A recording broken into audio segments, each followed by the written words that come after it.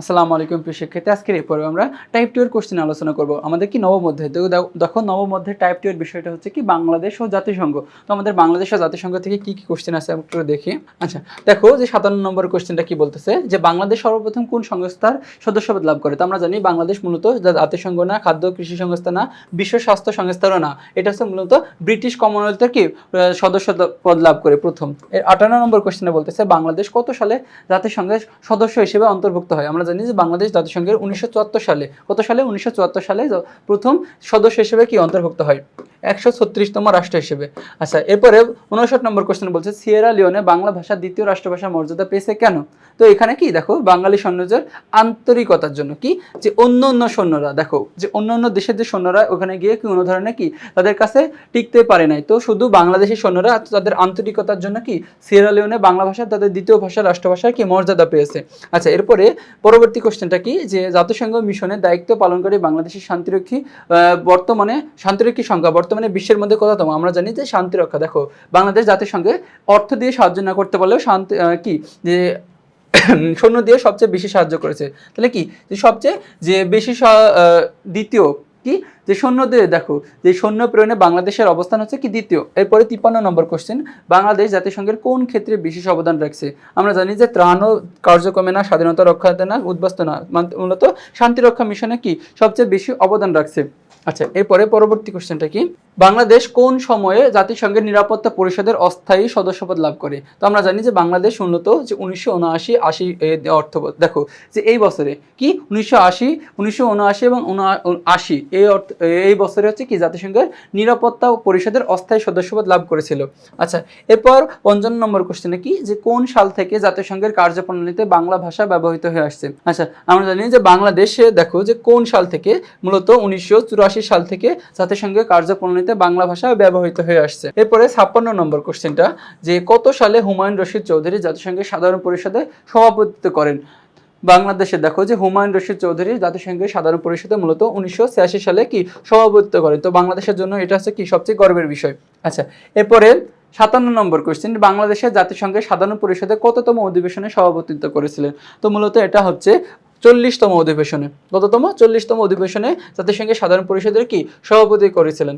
আচ্ছা, এরপরে 58 নম্বর কোশ্চেনে কি যে জাতিসংঘের কোন অঙ্গ সংস্থা টেকসই উন্নয়ন লক্ষ্যমাত্রা অর্জনে কি কাজ করছে। আমরা জানি যে এটা মূলত কাজ করছে ইউএনডিপি কি যে ইউএনডিপি কাজ করছে জাতিসংঘের দেখো অঙ্গ সংস্থা কি যে টেকসই উন্নয়ন লক্ষ্যমাত্রা নিয়ে। তো ইউএনডিপি টেকসই উন্নয়ন লক্ষ্যমাত্রার উন্নয়নের কয়টি লক্ষ্যমাত্রা নিয়ে কাজ করছে। মূলত এখানে কি 17টি লক্ষ্যমাত্রা নিয়ে কি কাজ করছে। আচ্ছা, এরপরে পরবর্তী কোশ্চেনটা কি। আচ্ছা, দেখো 60 নম্বরে বলতেছে যে জাতিসংঘের একটি সহযোগী সংস্থা বিশ্বের বিভিন্ন দেশে ক্রীড়া, লেখাপড়া ও গবেষণায় প্রচুর অনুদান দিয়ে থাকে। দিয়ে আন্তর্জাতিক সংস্থার কার্যক্রমকে তুলে ধরা হয়েছে। কোন কার্যক্রমকে বলতেছে এফএও, ইউএনএফএ, ইউএনডিপি না ইউনিসেফ। তো এখানে মূলত আমরা দেখছি যে ইউএনডিপি কি ইউনাইটেড ন্যাশনাল ডেভেলপমেন্ট প্রোগ্রাম।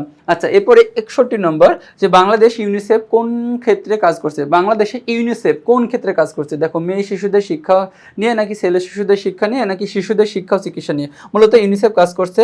আচ্ছা, তো দেখো যে 61 কি ছিল যে শিশুদের শিক্ষা ও চিকিৎসা নিয়ে কি করে ইউনিসেফ কাজ করে। আচ্ছা, এরপরে পরবর্তী কোশ্চেনটা যে এফএও ফুড এগ্রিকালচার অর্গানাইজেশন মানে কি ফাও। দেখো যে বাংলাদেশের সরকারকে প্রয়োজনীয় পরামর্শ দেয় কোন ক্ষেত্রে খাদ্য মজুদের জন্য, খাদ্যের স্বয়ংসম্পূর্ণ অর্জনের জন্য নাকি কৃষি ক্ষেত্রে প্রযুক্তি ব্যবহার করার জন্য নাকি খাদ্য রপ্তানিদের জন্য। আমরা জানি যে খাদ্যের স্বয়ংসম্পূর্ণতা অর্জনের জন্য কি এই যে এর সংস্থাটি কি কাজ করে থাকে। আচ্ছা, এরপরে 63 নম্বর কোশ্চেন যে ইউনেস্কোর কাজের ক্ষেত্র কোনটি। তো ইউনেস্কোর কাজের ক্ষেত্র হচ্ছে স্যানিটেশন, পরিবেশ, সংস্কৃতি নাকি জনসংখ্যা। মূলত ইউনেস্কোর কাজের ক্ষেত্র হচ্ছে মূলত সংস্কৃতি নিয়ে কি সংস্কৃতি। এরপরে 64 নম্বর কোশ্চেন বিশ্ব স্বাস্থ্য সংস্থা হু কত সালে বাংলাদেশে পোলিও মুক্ত হিসেবে ঘোষণা করে। তো মূলত এটা হচ্ছে দেখো 2014 সালে। কত সালে 2014 সালে বিশ্ব স্বাস্থ্য সংস্থা বাংলাদেশকে পোলিও মুক্ত হিসেবে কি ঘোষণা করে। আচ্ছা, পরবর্তী কোশ্চেনটা কি যে পরবর্তী কোশ্চেন হচ্ছে যে আন্তর্জাতিক সংস্থার দায়িত্বপ্রাপ্ত হয়ে মনির আম্মু বরিশাল অঞ্চলে চিত্রাং কি পূর্বাভাসকালীন আশ্রয় কেন্দ্রে খাদ্য সরবরাহ নিশ্চিত করার বিষয়ে পরামর্শ দেন। মনির আম্মু কোন আন্তর্জাতিক সংস্থায় কাজ করছে। এফএও, ইউনিসেফ, দেখো ইউএনএইচসিআর নাকি ইউএনডিপি নাকি হু। তো মূলত এখানে এফএও নিয়ে কাজ করছে। দেখো যেহেতু যে খাদ্য সরবরাহ নিশ্চিত করে নিয়ে কাজ করছে, তার মানে কি খাদ্য সংস্থা সরবরাহ নিয়ে কাজ করে থাকে এই FAO, মানে কি ফুড এগ্রিকালচারাল অর্গানাইজেশন। আচ্ছা, এরপরে 66 নম্বর, যে পথ শিশুদের উন্নয়ন নিয়ে কাজ করে থাকে কোন সংস্থা? দেখো পথ শিশুদের উন্নয়ন ইউনিফেম, ইউনিসেফ, UNFPA নাকি ইউনেস্কো? মূলত এটা নিয়ে কাজ করে থাকে হচ্ছে ইউনিসেফ। কি দেখো যে পথ শিশুদের নিয়ে কাজ করে থাকে ইউনিসেফ। আচ্ছা, 67 নম্বর কোশ্চেন, যে শিমু রমনা পার্কে ফুল করে মালা গাঁথে, মালাগুলো গাড়ি যাত্রীদের কাছে বিক্রি করে পথের ধারে খাবার খেয়ে রাতেই পার্কে ঘুমিয়ে থাকে। দেখো শিশুর মতো অসহায়, দেখো যে শিশুর মতো শিমুর মতো অসহায় শিশুদের অধিকার আদায়ের লক্ষ্যে কাজ করে কোন সংস্থা? ইউনেস্কো, ইউনিসেফ নাকি ইউনিফেম নাকি UNHCR? তো আমরা জানি এখানে যে এটা নিয়ে এদের নিয়ে কাজ করে থাকে ইউনিসেফ। আচ্ছা, 68 নম্বর কি, আবিরের বাবা জাতিসংঘের এমন একটি সংস্থায় কাজ করে যে সংস্থাটি বাংলাদেশ মিয়ানমার ইস্যুতে কি সমধ্যস্থতা করেছিল? তো আমরা জানি এটা হচ্ছে কি, দেখো এটা হচ্ছে, তো দেখো কি যে বাংলাদেশ মিয়ানমার ইস্যুতে, তো বাংলাদেশ মিয়ানমার ইস্যু হয়েছিল কি নিয়ে? দেখো রোহিঙ্গা ইস্যু নিয়ে। তো এটা নিয়ে কাজ করে থাকে মূলত UNHCR, ঠিক আছে, এতে united nation high commissioner refugee. তো এই বিভিন্ন দেশ থেকে যারা রিফিউজি আসে, কি বললাম, বিভিন্ন দেশ থেকে যারা রিফিউজিগুলো আসে, তো এই রিফিউজি নিয়ে এদের নিয়ে কাজ করে থাকে UNHCR। আচ্ছা ঠিক আছে, এরপরে 69 নম্বর কোশ্চেনটা,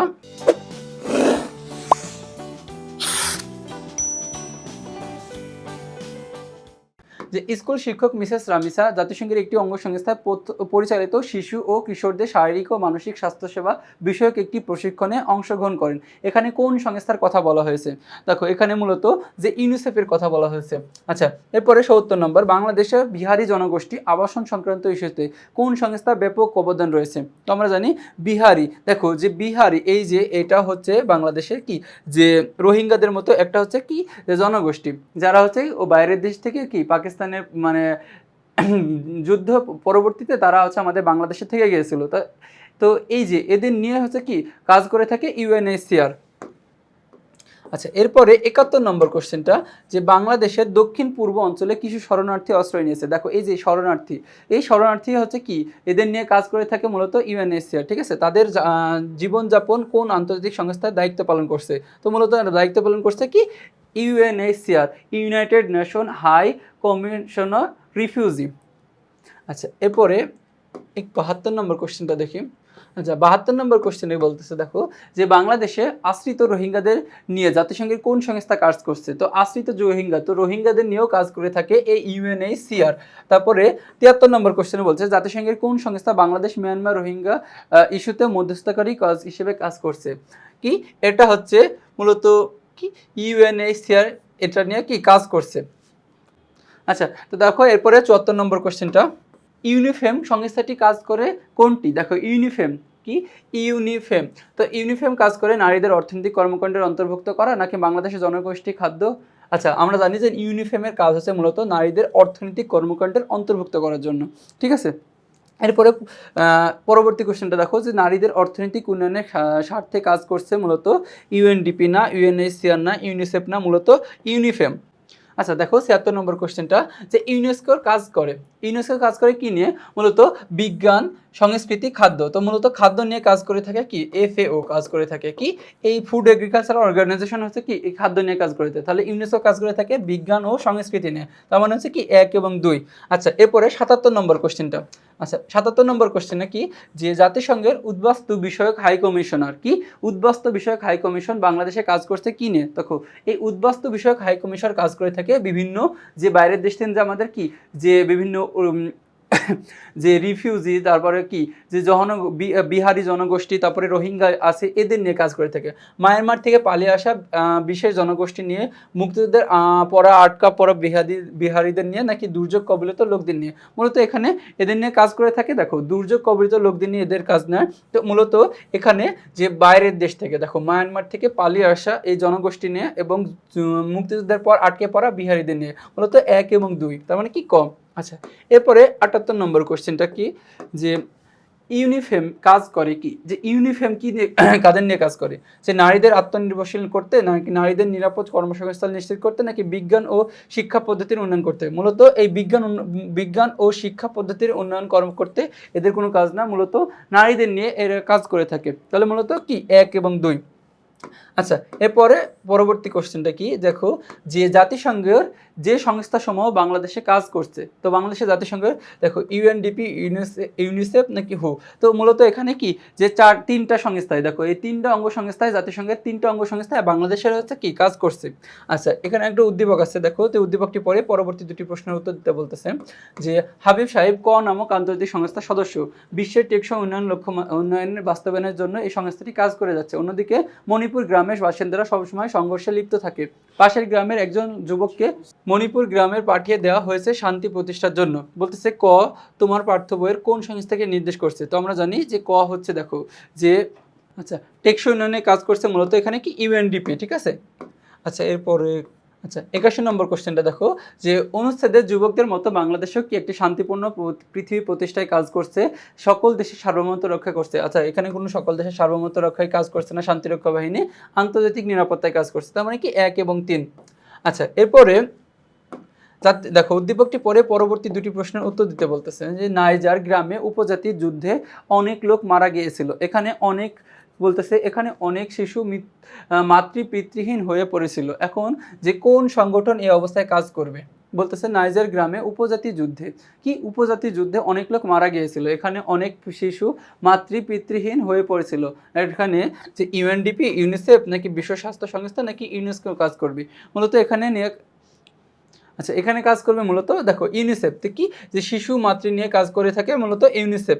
এরপরে 83 নম্বর কোশ্চেনটা যে ইউনিসেফের কাজ করছে মূলত কি, ইউনিসেফ কাজ করছে মূলত কি নিয়ে, যে সুবিধা বঞ্চিত শিশুদের নিয়ে, মেয়ে শিশুদের নিয়ে নাকি নারী উন্নয়নের, দেখো নারী উন্নয়নের জন্য। তো নারী উন্নয়নের জন্য কাজ করে থাকে ইউএনএফপিএ, ঠিক আছে কি ইউএনএফপিএ, তাহলে কি ক।